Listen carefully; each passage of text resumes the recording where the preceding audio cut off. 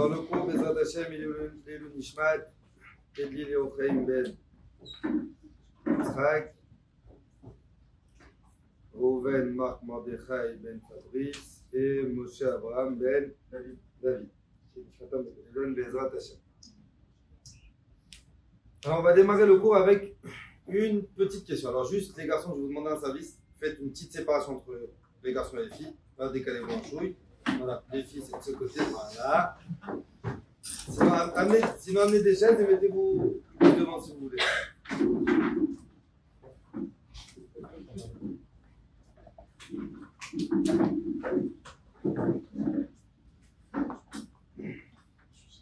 Alors, si je vous demande de me dire qui est l'un des protagonistes les plus importants de la Torah. Moshe.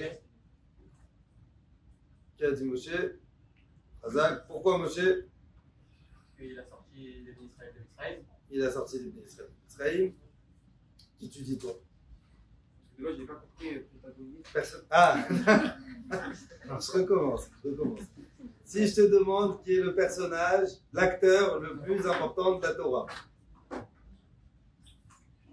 Abraham. Pourquoi Abraham? Au pif. Gila. C'est qui le protagoniste? C'est qui le personnage le plus important de la Torah? La personne elle-même ou ça peut être quelque chose? Genre Hachem. Ah, Hachem. C'est pas un personnage. Ben, il est présent. Mais c'est pas un personnage. Qui dit quoi? Qui dit autre chose? Les filles, allez. Alors. Adam. Qui a dit Adam? Pourquoi Adam? C'est le premier homme. Bon, alors le plus important de la Torah, c'est pas Moshe, c'est pas Abraham, c'est pas Hachem, c'est pas Adam, c'est Moshe, évidemment. C'est Moshe. Il est là depuis le début jusqu'à la fin de l'histoire. Enfin, depuis le milieu jusqu'à la fin de l'histoire. Si je vous demande de me décrire sa qualité. Alors, t'as dit quoi, toi? Anav. Anav en français, ça veut dire humble. Une autre qualité. Fidèle. Fidèle. Pourquoi fidèle? Le roi Néman. Fidèle, ok. Et Yann, tu dis quoi? Moshe. Ouais. Leader. Pas mal. Bon, alors la Torah, elle nous donne la qualité que Moshe il a. Pour comprendre cette qualité, la Torah nous raconte une histoire dans la paracha de la semaine dernière. C'est vrai que Moshe Rabbeinu, il était marié avec une femme qui s'appelait Tzipora. Avec lui, il a 2 gosses, il a 2 enfants. Le premier, il s'appelle Gershom, le deuxième, il s'appelle Eliezer. Et à un certain moment donné, Moshe, il se dit, attends, je ne peux pas rester marié. Pourquoi? Parce que si Akadosh Baruch Hu, il veut me parler, je ne peux pas lui dire, attends, j'ai des responsabilités, j'ai des devoirs, je dois rester avec ma femme, je dois m'occuper des gosses. Mon Dieu, il t'appelle. Tu vas, je peux pas me libérer, je peux pas. Donc Moshe, il décide de se séparer de sa femme. Moshe, il a un frère et une sœur. Sa sœur, elle s'appelle Myriam, son frère, il s'appelle Aaron. Et dans la paracha de la semaine dernière, la Torah nous raconte, Myriam, elle attrape Aaron. Maintenant, en bien, genre, c'était pas une kavana de dire du lachon hara ou quoi sur Moshe. Vraiment, il voulait faire du shalom bayit. C'est quoi du shalom bayit? Quand il y a un couple qui sont en dispute, faire la paix entre le mari et sa femme. Donc Myriam, elle va attraper Aaron, son frère, et elle va lui dire, je comprends pas, il y a un problème dans le couple de notre frère, c'est le leader, c'est le roi, c'est le patron, c'est le taulier. Mais il s'est séparé de sa femme. La pauvre Tzipora, on ne peut pas la laisser seule. Pourquoi? Alors Aaron lui dit, non, écoute, tu comprends, Moshe, il est prophète. Et elle dit, alors, nous aussi, on est prophète. Myriam aussi, c'était une prophétesse.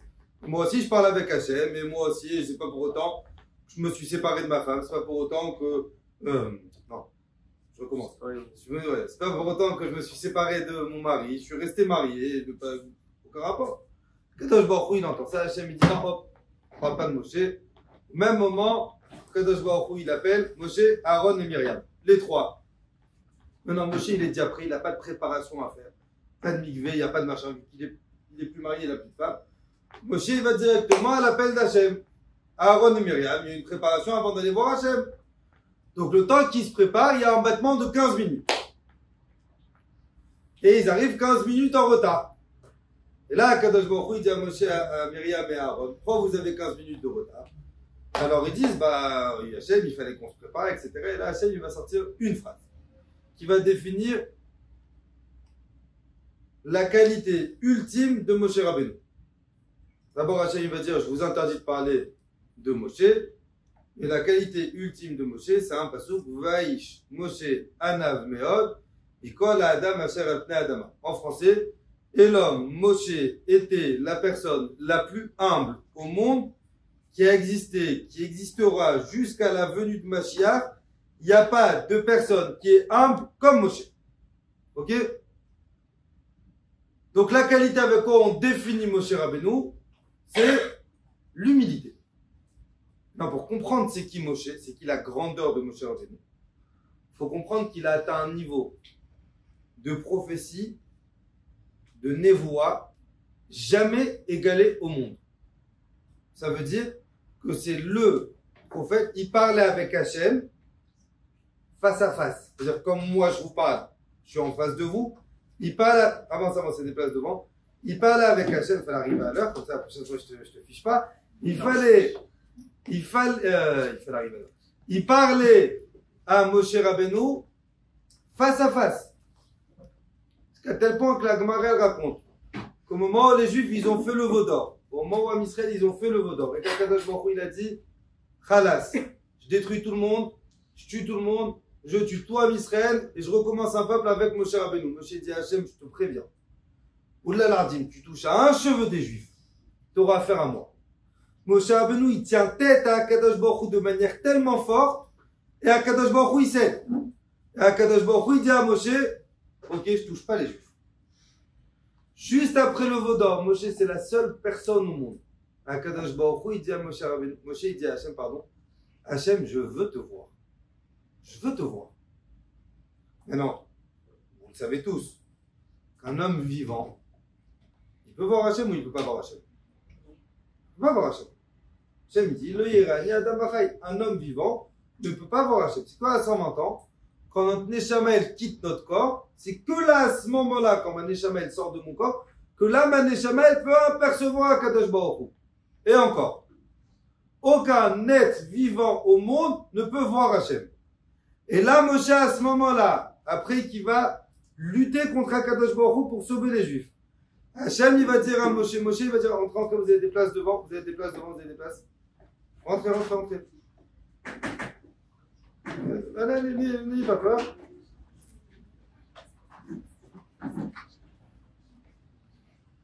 Allez-y, asseyez-vous, vous avez des chaises.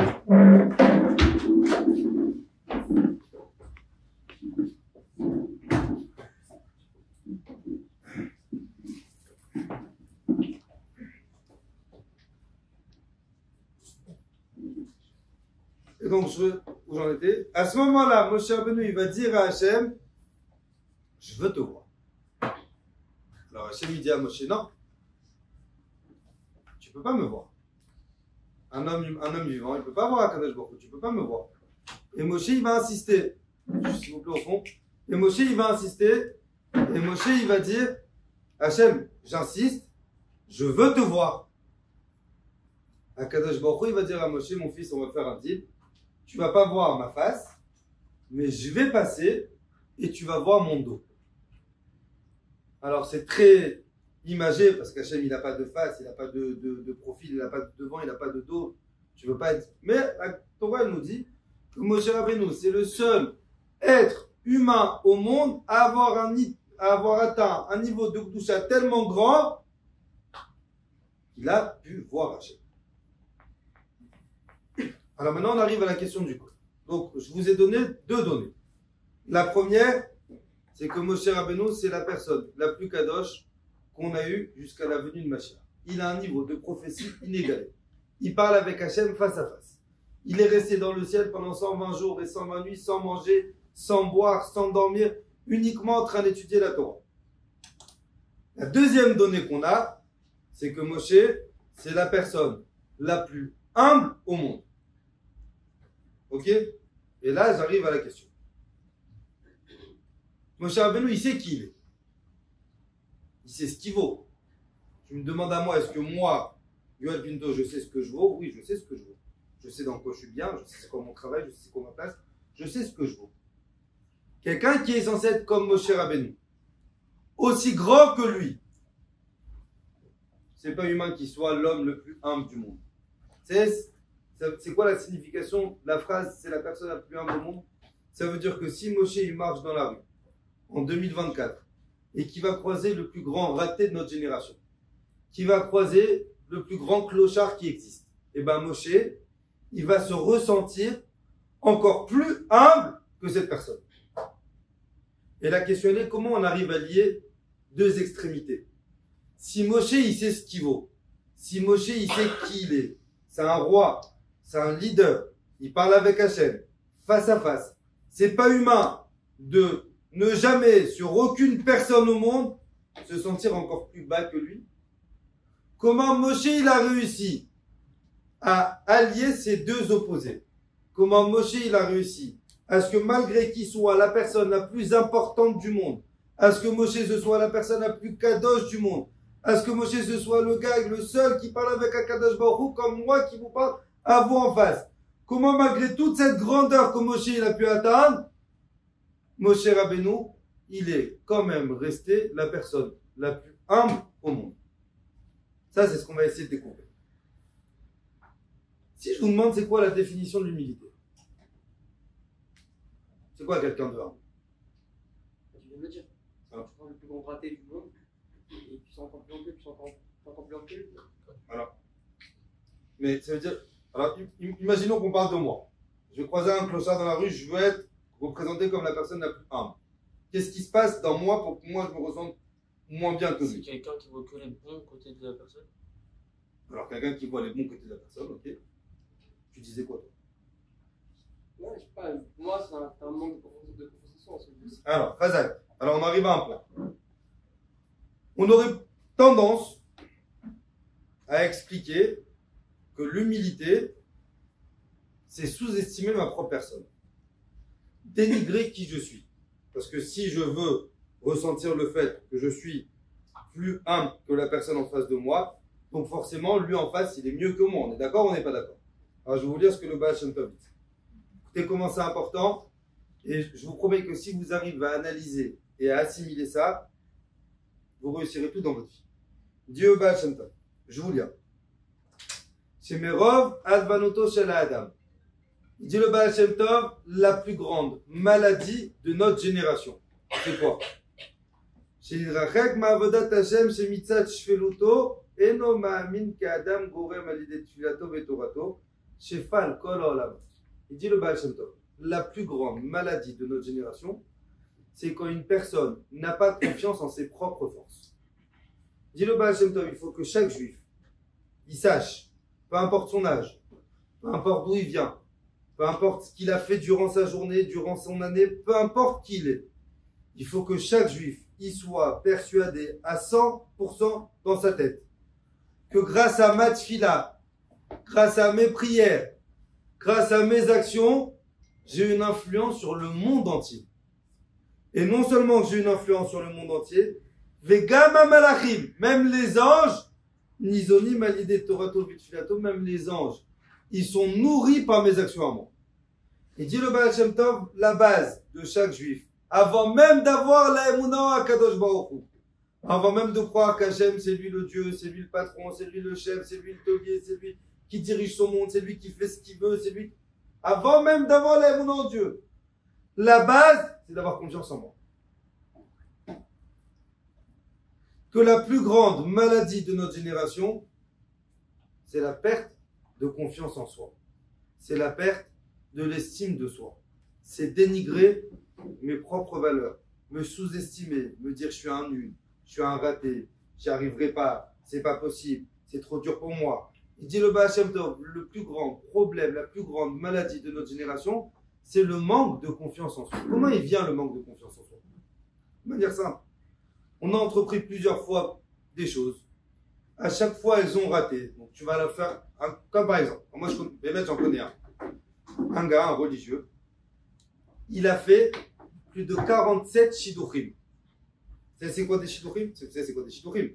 Shidduchim, c'est, chez les religieux, on va pas en boîte, c'est des rendez-vous organisés. On va t'organiser un rendez-vous avec une fille. Bon, tu vas boire un verre, mais on se touche pas, on se fait pas la bise, on se donne pas la main. Juste on discute et on discute. Donc tu sais quel stress ça fait pour un gars qui est religieux, qui a jamais parlé de sa vie à une fille, et que tu vas lui dire, bon, tu vas rencontrer une fille. Alors tu vas le faire une fois, ok. Et parce que tu espères que la fille avec qui tu sors, bon, elle va te plaire, tu vas lui plaire, et ça va aboutir sur un mariage. Le pauvre, il a rencontré 47 filles différentes. Car, je ne sais pas s'il était moche, je sais pas, il n'était pas très beau, mais il a rencontré 47 shidouchim, 47 filles différentes. Quand la skin, le pauvre, la 40 minutes, tu sais, quelle boucha, c'est-à-dire, quelle honte. À chaque fois, il est recalé par 47 filles différentes. Ah, je lui aussi recalé. Non, c'est là, dans son histoire, c'est lui qui était recalé. La veille de son 48e shidour, il m'a appelé. Il m'a dit non, mais c'est pas pour moi. C'est pas pour moi. Il avait peur, le pauvre. Il m'a dit, mais c'est pas pour moi. Je vais aller, je sais que ça fait 47 fois que je rencontre 47 filles différentes. Je sais que je vais y aller, je vais me taper la chambre encore, je vais me taper la honte. Et je vais me préparer, je vais me faire beau, je vais me coiffer, je vais me mettre du parfum, je vais me faire bien, je vais mettre une belle chemise, une belle machin. Je vais me faire recaler. Le manque de confiance en soi, il vient.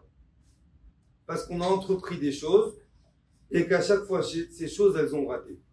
Parce qu'on a entrepris des choses et qu'à chaque fois, mais il faut comprendre, et c'est ça la vision de la Torah. La vision de la Torah, c'est que chaque situation qui m'arrive dans ma vie, chaque échec, aussi grand qu'il puisse être, c'est prévu par Hachem. Et non seulement que c'est prévu par Akadosh Baruch Hu, mais c'est d'Afka ce chemin-là qui doit m'amener à ce que là où je dois être. Que chaque situation qui m'arrive dans ma vie, même les situations les plus désastreuses, même les situations les plus compliquées, même les situations les plus dures, chaque situation qui m'arrive dans ma vie, Akadosh Baruch Hu, il a décidé que ça doit m'arriver. Donc ça veut dire que le manque de confiance en moi, ça devient du manque de confiance en Akadosh Baruch Hu. Et il dit le Baal Shem Tov, sache que d'entrée de jeu, si tu veux réussir dans ta vie, la première chose, elle démarre par la confiance en toi. Et confiance en toi. N'aie pas peur de l'échec. Parce que justement, il faut réussir à comprendre que cet échec-là, Akadosh Baruch Hu, il me l'a donné pour arriver à là où je dois être. Je vais vous raconter une petite anecdote. Un petit truc. Et bien, je vous demande quand vous rentrez ce soir, ne croyez pas sur ce que je vous dis, faites vos recherches, parce que c'est vraiment, ce que je vais vous dire maintenant, c'est un truc de malade. Il y a un goy. C'est une vidéo qu'on m'a envoyée il y a déjà quelques années. Il y a un goy, il s'appelle, j'ai noté son nom, dans mes feuilles. Il y a un homme, il s'appelle, voilà, Daniel Kish. Ok? Comment il s'appelle? Daniel Kish. Ok? C'est un goy. Alors, comment je l'ai reçu cette vidéo? Il y a un gars, donc, quand on m'avait envoyé cette vidéo, il m'a dit, regarde, je vais t'envoyer la vidéo, mais tu l'écoutes sans le son. Tu mets pas le son. Et après, tu mets le son. J'ai dit, ok. M'envoie la vidéo. La vidéo, c'est un gars, donc ce Daniel Kish, il fait du vélo. Un mec qui fait du vélo dans la rue. Je regarde la vidéo, je comprends pas. On voit une vidéo d'un gars qui fait du vélo, c'est pas waouh, quoi. Donc je l'appelle, je lui dis, mais qu'est-ce que ça veut dire? Il me dit non, maintenant mets le son. Je lui dis, moi, je crois que c'est que ça à faire à mettre le son, enlever le son. Il me dit non, tu vas voir ça, mets le son. Donc je mets le son. Et la vidéo, il y a personne qui parle ni rien, il y a ce gars qui fait du vélo, mais il fait un bruit avec sa bouche. Moi, je le fais mal. Comment on dit? Comment il quoi non, on klaxonne pas avec la bouche, mais non. Il claque la langue contre son palais. Mais très vite, genre. Mais il fait du vélo en même temps. Alors, j'arrive pas à comprendre. Pourquoi il fait ça? Et donc, il me dit, maintenant, renseigne-toi. Et bien, maître, je vous demande de faire là. C'est un truc incroyable. C'est quoi l'histoire de ce gars? C'est un bonhomme. Maintenant, il a la soixantaine d'années. Il est né à l'âge de 3 ans à Hachem Yishmor, il a eu la grave maladie dans les yeux. La grave maladie dans les yeux. Il a eu la grave maladie dans les yeux. Et là, Easter, ce gars, donc quand il était petit, ben, ils lui ont enlevé les yeux parce que à Easter, après, ça pouvait se métastaser, machin et tout. Donc ça veut dire que le bonhomme, il est aveugle. Mais maintenant, c'est bizarre. Parce qu'un aveugle qui fait du vélo, comment il fait du vélo? Comment il voit? Il est aveugle. Il est aveugle. Alors, comment il fait? Et c'est pour ça qu'il claque des dents. Non, on va pas vous dire qu'il est là, non. Comment il fait? Vous savez comment ça marche, des chauves-souris? Avec les embrassants. Razak, comment ça fonctionne? On en a plein des chauves-souris ici. J'ai peur qu'elle s'attrape dans ma barbe, j'ai plus de cheveux, j'ai peur qu'elle s'attrape dans ma barbe. Chaque fois que je marche le vendredi, je marche comme ça. Comment elles volent? Elles voient, les chauves-souris, elles ne voient pas du tout. Elles font du son, elles sont aveugles, et bon, c'est très simple. Hein. Comment on sait si un objet il est proche de moi qu'avec ma bouche? Alors, faites-le en fermant les yeux, mais pas maintenant, parce qu'on vous prend pour des malades. Mais quand vous serez à la maison tout seul, faites-le. Plus il y a un obstacle devant, je ne sais pas si vous entendez ou pas, bon, moi j'entends, mais plus il y a un obstacle devant, plus tu sens que c'est proche.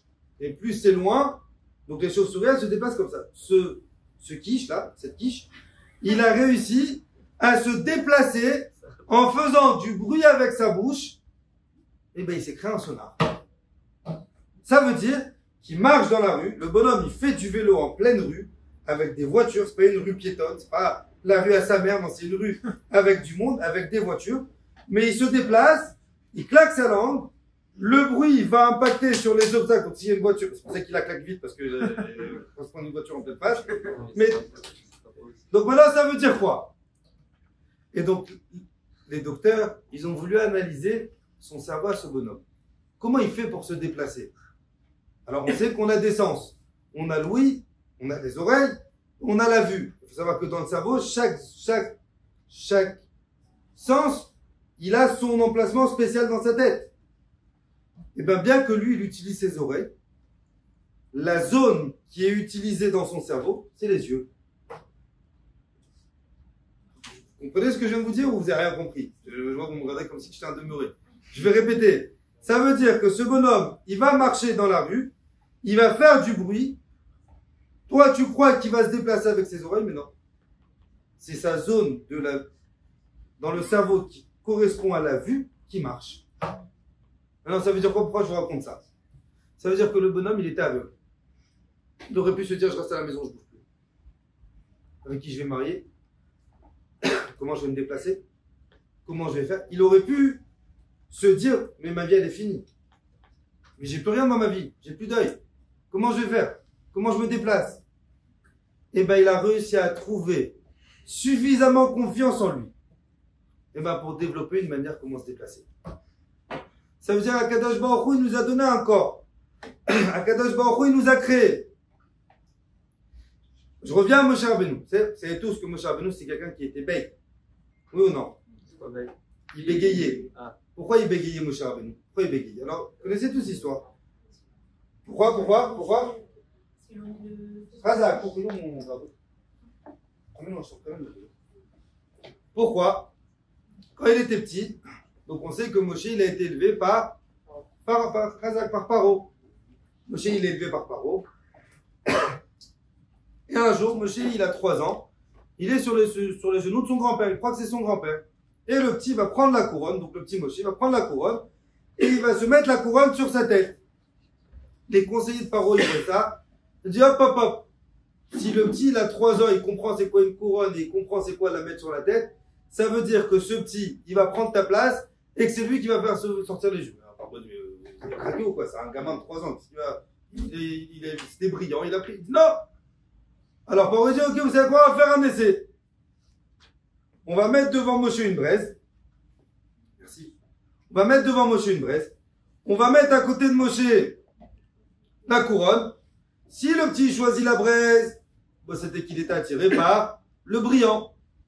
Si le petit choisit la couronne, c'est qu'il est bien fif, il est intelligent, il sait faire la différence entre une couronne et une braise et il sait ce qu'il fait. Donc, ils ont pris le petit Moshe, ils l'ont assis, Ils ont mis devant Moshe une braise, une couronne. Et là, le Midrash, il nous raconte, Moshe, il va tendre sa main pour prendre la couronne. Hachem, il a envoyé un malach. Vous connaissez toute cette histoire. La malach, l'ange, il a déplacé la main de Moshe. Moshe, il prend la braise. Hop, il met la braise dans sa bouche. Conséquence de ça, il éveille. Il bégaye. Vous avez déjà parlé avec quelqu'un qui bégaye vraiment, avec un vrai bègue? Moi, j'ai déjà parlé avec quelqu'un qui bégaye vraiment. C'est horrible. Je veux dire, pour qu'ils te disent une phrase, ça prend 3 heures. C'est dur. Non, Moshe Rabbeinu, il bégaye. Vous vous rendez compte que c'est un gars qui bégaye. C'est pas un orateur. C'est pas quelqu'un qui parle bien. C'est pas quelqu'un qui présente. L'Avdil. Je sais pas si vous avez déjà vu des films sur la Shoah ou des vidéos marchement de Hitler. Le bonhomme, il parlait bien. Je veux dire, il savait convaincre des foules. Moshe, non. Il était bègue. Moshe Rabbeinu, le bonhomme, il bégayait. C'est-à-dire, pour t'allonger 2 mots, ça lui prend 3 plombs. Malgré tout, c'est devenu le plus grand rabbin, faiseur de cours de Torah du monde. Il aurait pu se dire,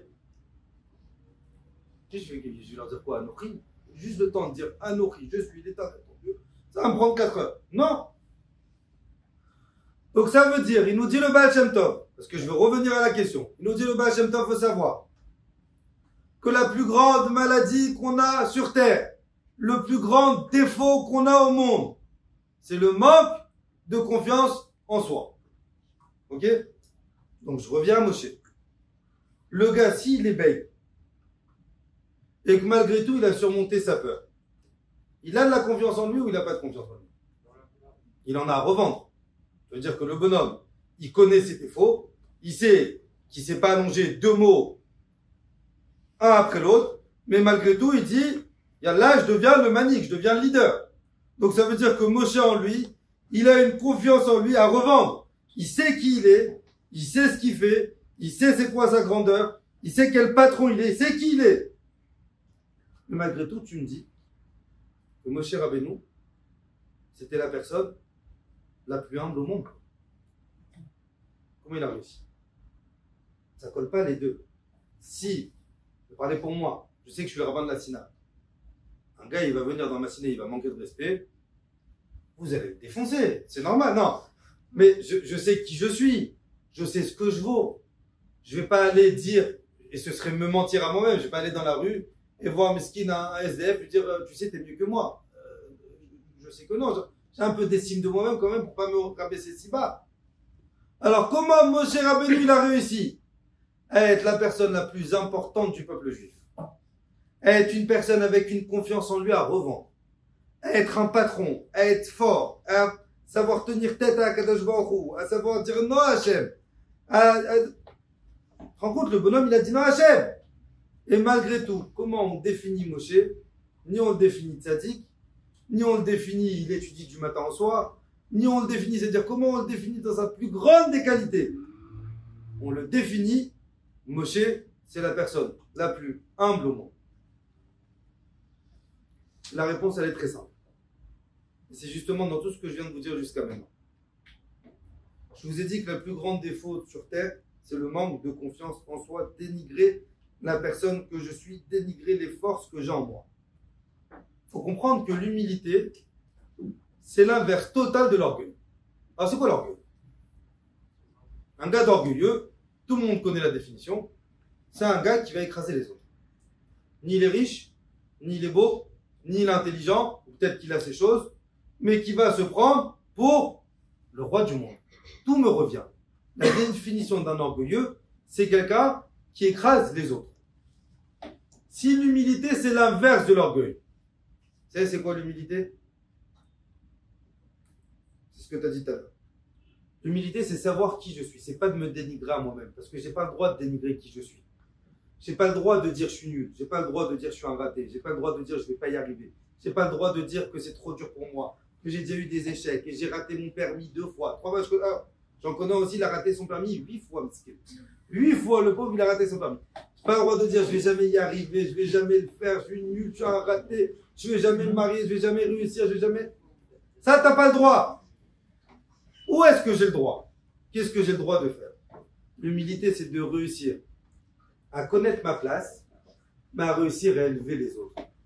Si l'orgueil, c'est de rabaisser les autres, l'humilité, c'est d'élever les autres. Trouver des points chez les autres que moi, j'ai pas forcément.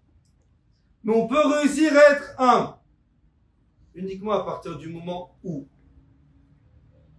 je sais qui je suis. Je ne peux pas élever les autres. Je ne peux pas trouver des bons points chez les autres si je me dénigre à moi-même.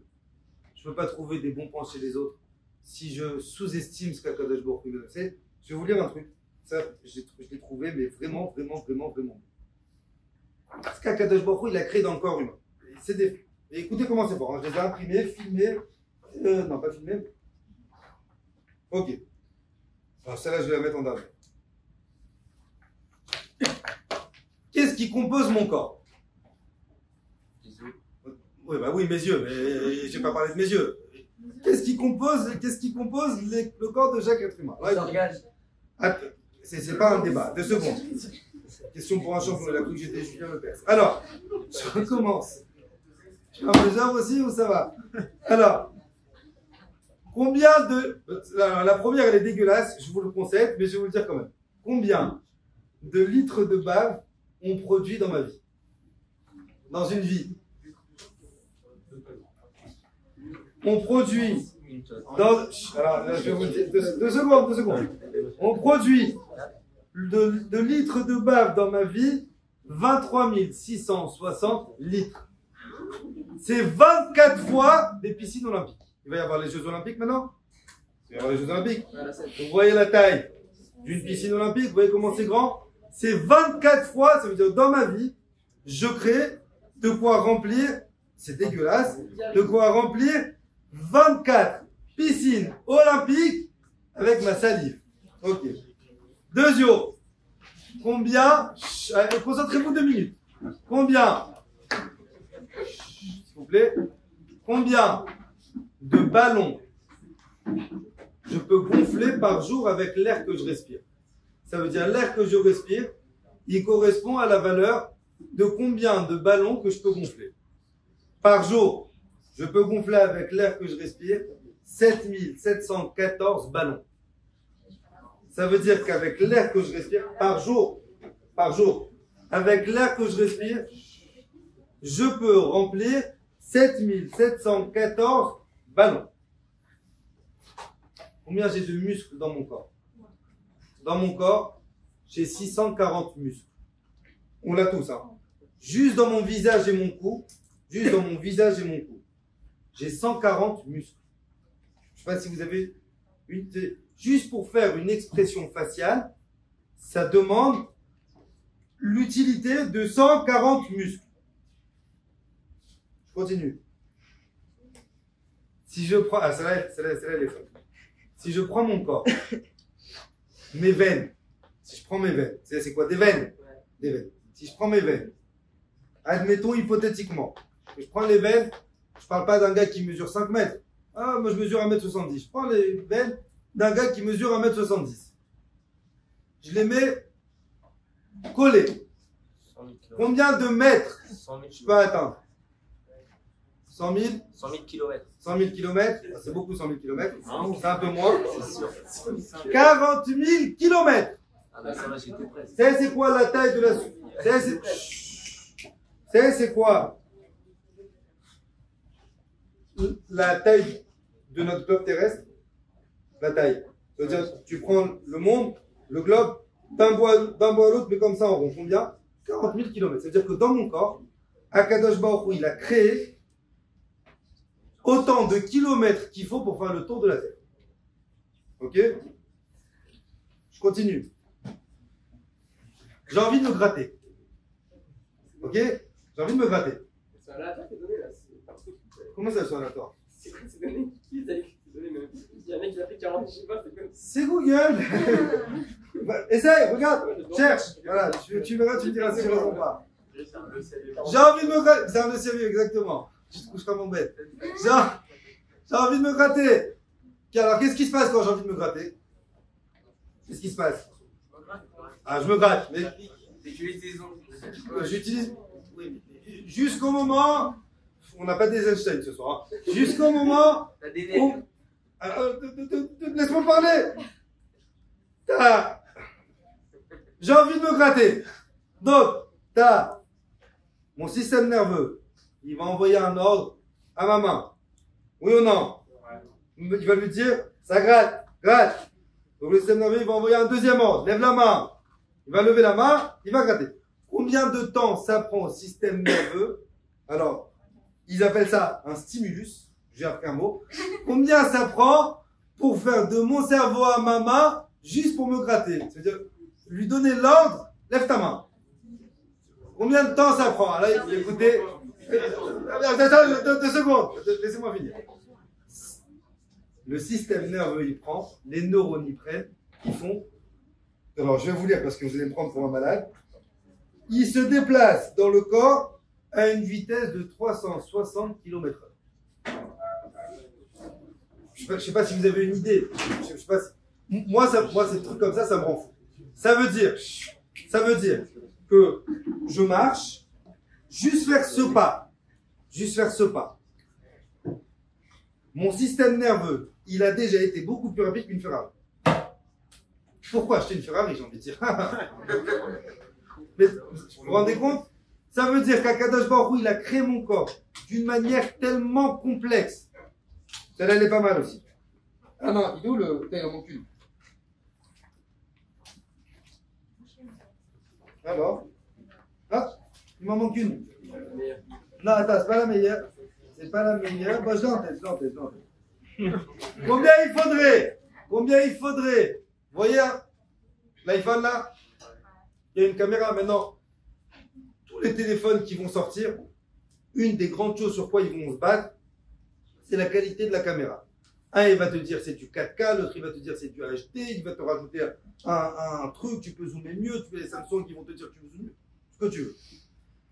Combien il faudrait de caméras pour reproduire la vue de la qualité d'un œil? Il faudrait, pour reproduire juste une image que ce que mon œil voit. Juste, pas un film, pas une image.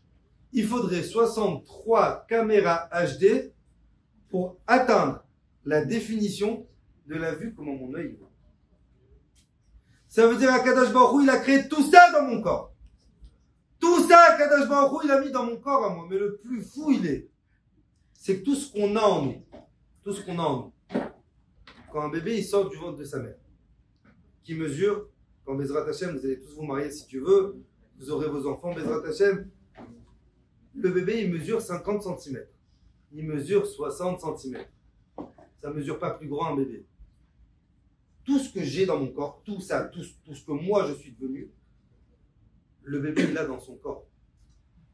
Comment Akadosh Baruch Hu il a fait? Comment Akadosh Baruch Hu, toute cette complexité qu'il y a dans le corps humain? Et on arrive à la confiance en soi. Si Akadosh Baruch Hu, il a investi autant pour mettre dans un corps parfait, tu crois qu'Akadosh Baruch Hu, il n'a pas pensé à te donner suffisamment les cochotes pour y arriver?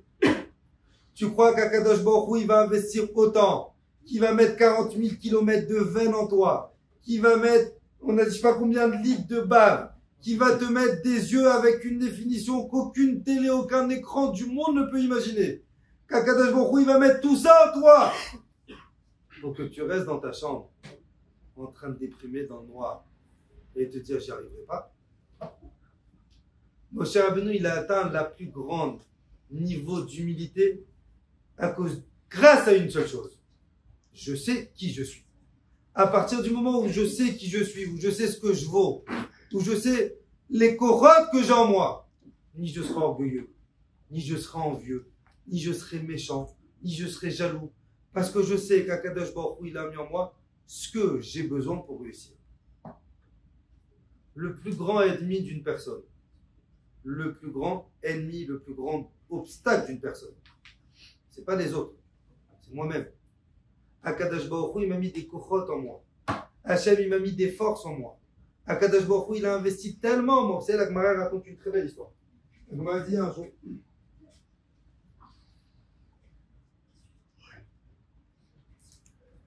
Vous avez tous entendu parler de Rabbi Akiva, oui? Rabbi Akiva. Hop, 360 km.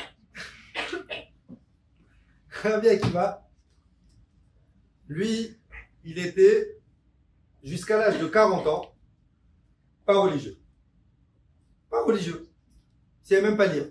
Aleph Bet Rabbi Akiva, jusqu'à l'âge de 40 ans, il ne savait pas lire.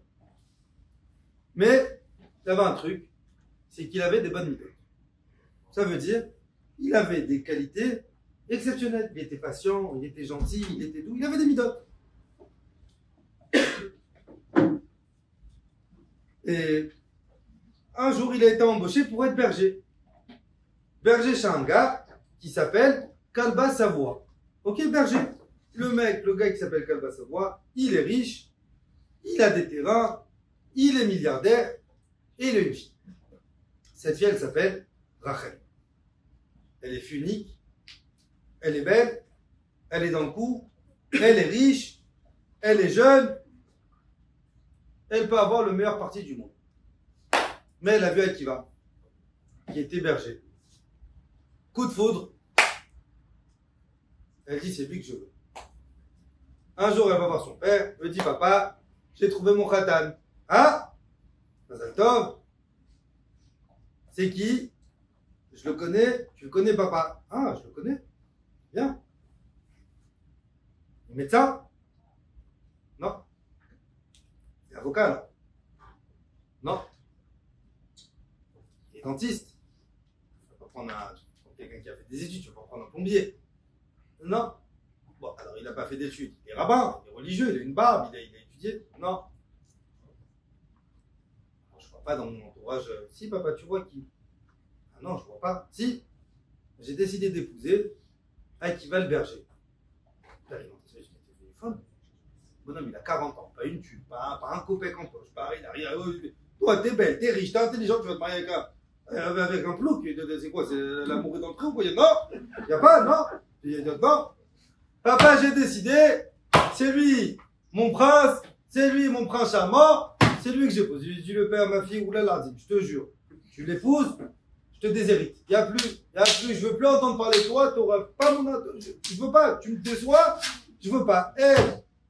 C'est lui que je veux, c'est lui que je veux, c'est lui que je veux. Elle va voir Akiva, elle lui dit, tu veux m'épouser? L'autre, il fait, c'est une table à cacher ou quoi? Tu veux m'épouser ou pas? Bah, ouais. Oui. Mais une condition. Une condition. Le lendemain du mariage, tu vas à la yeshiva. L'autre il dit, ouais, ok, vas-y, on verra après le mariage, on se marie déjà. Non, tu me fais la promesse. Allez, ça va. Ils sont mariés, sans l'avis du père. Bien sûr, c'est pas la meilleure des choses à faire. Et le père, il a tenu parole. Il a totalement déshérité. Entre-temps, Rabbi Akiva, le lendemain du mariage, je ne vais pas vous faire l'histoire parce qu'elle est longue, il est parti étudier pendant 24 ans, il est revenu, c'est devenu Rabbi Akiva. C'est-à-dire que tous les livres que vous voyez, tous les livres dans n'importe quelle synagogue du monde, tous les livres que vous voyez, c'est tout grâce à Rabbi Akiva. Ok? Ça veut dire que toute la Torah qu'on a de nos jours, c'est grâce à lui. Mais un jour, comme il est rabbin, il ne travaille pas, il se retrouvait sans argent. Et il se retrouve, ils n'avaient pas de maison.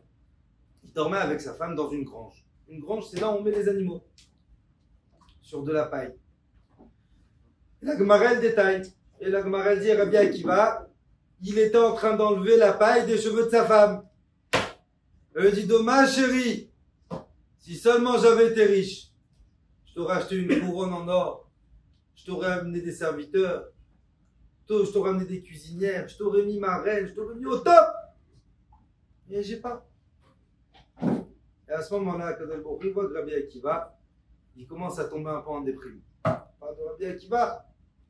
La Gemara nous raconte à Kadosh Baruch Hu, il a envoyé Eliyahu Navi. Eliyahu Navi a pris la forme d'un bonhomme, d'un gars lambda. Et le bonhomme, il vient et il tape à la porte. Rabbi Akiva, il est sur sa paille avec sa femme, il entend quelqu'un qui tape, il se lève, il va vers la porte, il ouvre et il voit un pauvre. Rabbi Akiva, il ne sait pas que c'est Eliyahu Navi devant lui, il voit un pauvre. Il dit bonsoir, est-ce que je peux vous aider? Et il lui dit, le pauvre Mechila, vous dérangez. Mais ma femme, elle vient d'accoucher. Et je vois que vous, Baruch Hashem, grâce à Dieu, Akadosh Baruch Hu, il vous a donné quand même une grange où dormir. Et de la paille. Moi, j'ai même pas de paille à la maison où poser le bébé. Vous pouvez me donner un peu de paille? Akiva, il dit, bien sûr, je retourne vers sa femme, il dit, chérie, donne la paille. Prends la paille, il donne à Éléonavi, et l'histoire elle se finit. Et Rabbi Akiva, il rentre et il dit, t'as vu quand même? Ah, je te dis que je suis en train de me plaindre, que j'aurais voulu t'acheter de l'or, des diamants, des bijoux, te gâter, etc. Mais bon, à la fin de la journée, Baruch Hashem, nous on a de la paille, il y en a qui n'ont pas de paille. Et un Rabbi pose une question. Il dit, je comprends pas, Éléonavi, il a que ça à faire. Qu'est-ce qu'il cherche, Éléonavi? Il a rien d'autre à faire que de venir. Et en plus, Miskin, non seulement qu'il n'a pas d'argent, il a rien du tout, mais le peu de paille qu'il a, tu lui prends. Il n'a rien d'autre à faire, Rabbi Akiva, il a rien d'autre à faire, Éléonavi. Le Maharsha, c'est un Rabbi, il répond comme ça. Il dit, Éléonavi, il a voulu apprendre une leçon à Rabbi Akiva. Et c'est la suite du cours. Chaque situation où Akadosh Baruch Hu nous a mis, chaque endroit où Hachem nous a mis, ce qu'on a, si on regarde ce qu'Hachem m'a donné, c'est ce que moi je dois avoir. Et c'est comme ça qu'on peut avoir confiance en soi, en se disant que tout ce qu'Akadosh Baruch Hu il fait, chaque situation où je me trouve, c'est pas moi qui a raté le permis, c'est pas moi qui a raté cet examen, c'est pas moi qui a raté le mariage avec elle, c'est pas moi qui a raté, c'est Akadosh Baruch Hu qui m'a mis dans cette situation. Alors il faut que j'ai confiance en moi, il faut que je me renforce encore plus. Et je termine avec une histoire et je finis mon cours. Il y a à peu près 4 mois. 4 mois. Non, plus. 6 mois. J'étais aux États-Unis et j'avais un cours dans le je vais faire court. Maintenant, il faut comprendre que ma langue natale à moi, c'est le français. L'hébreu, je parle bien aussi. L'arabe, je me débrouille. Mais l'anglais, pas du tout. L'anglais, pas du tout. L'anglais, je parle pas anglais. Je peux me faire comprendre, je peux me faire machin, mais je ne le parle pas correctement. Donc je sais en général que quand je suis aux États-Unis, vous allez me dire que c'est que des Américains, alors en quelle langue je parle? Alors où je parle à un public de Français, c'est en français. Où je parle à un public d'Américains, je parle en hébreu, il y a un gars qui traduit. Maintenant, donc, j'arrive aux États-Unis, je crois que j'arrive le mardi. Je crois que t'es avec moi, non? Attends, j'arrive le mardi, le lundi, non, j'arrive le lundi en général. Pas le dimanche soir, j'arrive le lundi.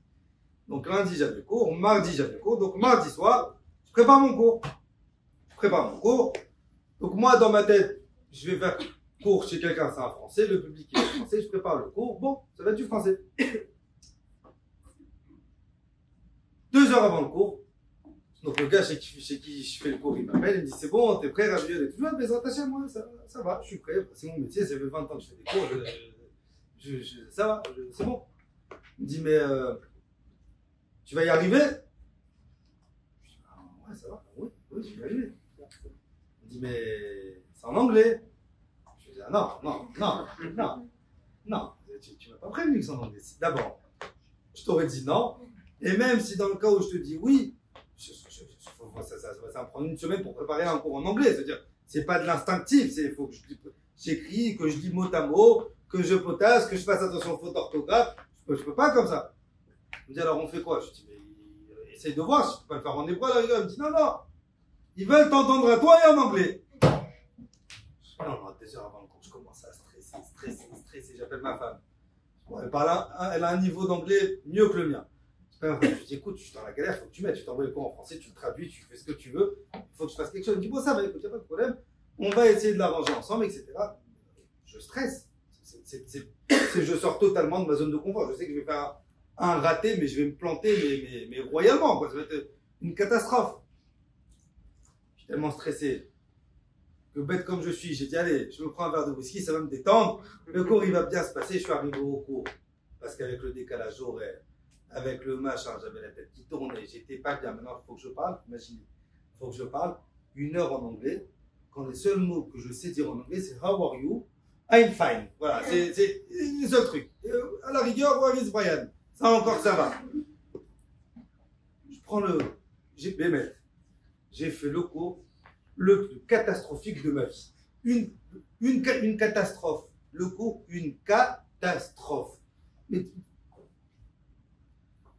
maintenant, mon stress, c'est qu'ils vont plus jamais réinviter ces gens-là. J'ai fait un cours, j'avais une carte à jouer, et en anglais, de la brûlée, c'est fini.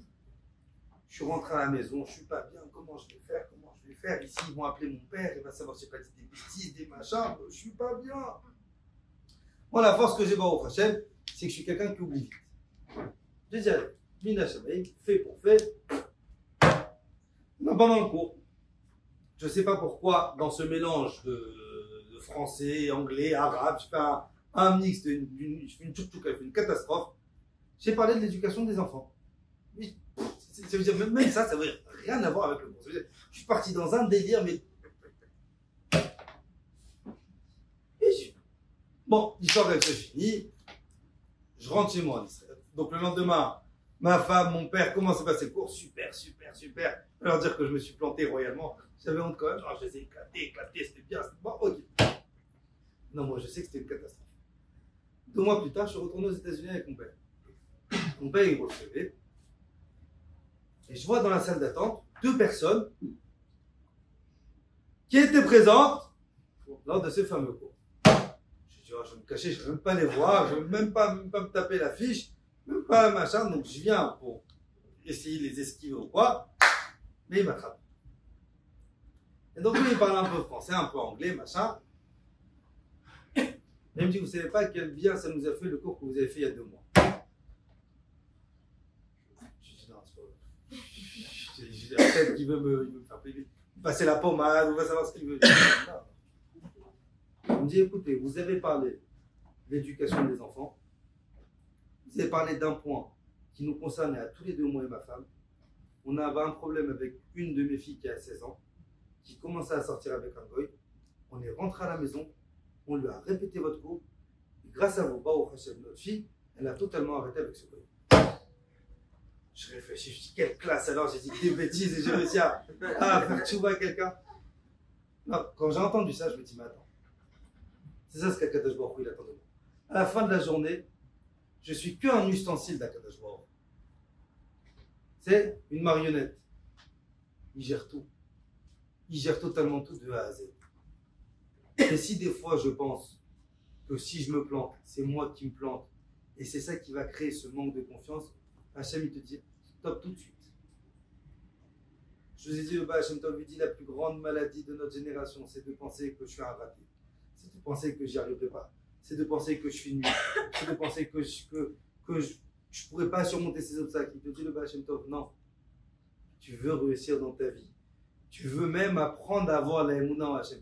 Ça démarre en toi. Il faut que tu aies confiance en toi. Il faut que tu aies le bitachon en toi. C'est toi qui peux y arriver. C'est toi qui peux réussir. Akadosh Baruch Hu, il t'a donné, il a investi tellement de force en chacun d'entre nous. Akadosh Baruch Hu, il a mis tellement de kochot en chacun d'entre nous que de me dire que j'y arriverai pas, c'est revenir à dire à Akadosh Baruch Hu, Hachem, t'as fait quelque chose qui marche pas. Et Hachem, il fait jamais quelque chose qui marche pas. Moshe Rabbeinu, il a réussi à être l'homme le plus humble du monde. Parce que sa force, il savait qui il était. Et je vous donne un conseil, si vous avez des rêves dans votre vie, ne jetez pas vos rêves à la poubelle. N'ayez pas peur d'affronter la vie. N'ayez pas peur de vous dire, je peux y arriver, je peux le faire, je peux réussir. Akadosh Baruch Hu, il a confiance en moi. N'ayez pas peur à cause, parce que vous savez, malheureusement, le manque de confiance, il arrive parce qu'on a pris cette habitude. Vous savez, c'est quoi copier-coller dans l'ordinateur? C'est quoi copier-coller? Oui ou non? Ah, t'es 4 becs. Oui ou non? T'écris un texte, tu le copies, t'as pas envie de le retaper, tu copies, tu colles. Malheureusement, à cause des mauvaises expériences ou des échecs qu'on a eus, eh ben, on fait copier-coller. J'ai raté là, je vais re-rater là. Hachem, il te dit stop. Il n'y a pas copier-coller chaque Akadosh Baruch Hu. Chaque situation où Akadosh Baruch Hu t'a mis, ça doit t'arriver. C'est pas toi qui as eu cet échec. Akadosh Baruch Hu, il a décidé qu'à ce moment-là, ça devait être comme ça.